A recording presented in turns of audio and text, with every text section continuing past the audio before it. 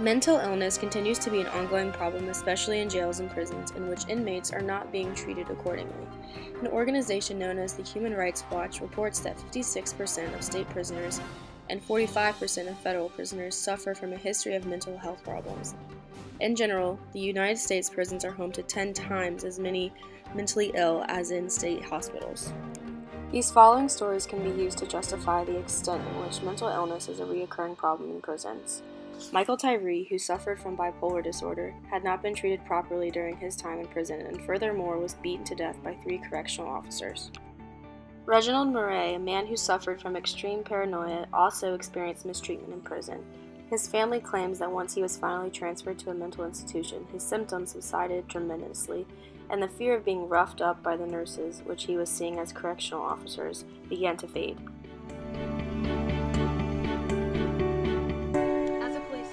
I do agree that the statistics in this video on mental illness reflect what I come in contact with on a daily basis.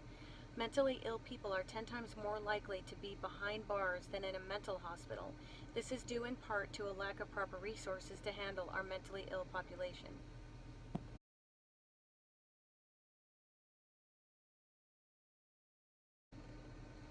In my opinion, the mistreatment of mentally ill prisoners is not normalized among correctional officers, but is probably more a product of the officers being trained to treat all prisoners the same due to a lack of mental health knowledge.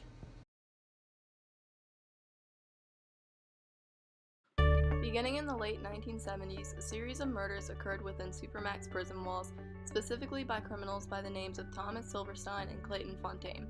Historic events like these that occurred behind prison walls are part of what shapes the guidelines that prison guards abide by today. It is also believed that because of the historically violent nature of these previous criminals like Silverstein and Fontaine, the mental health of inmates is being disregarded, especially since mistreatment and abuse are typically the go-to for correctional officers when attempting to provide structure behind prison walls. The Stanford Prison Experiment, conducted by Philip Zimbardo, randomly picks college students to take the role of either a correctional officer or prisoner.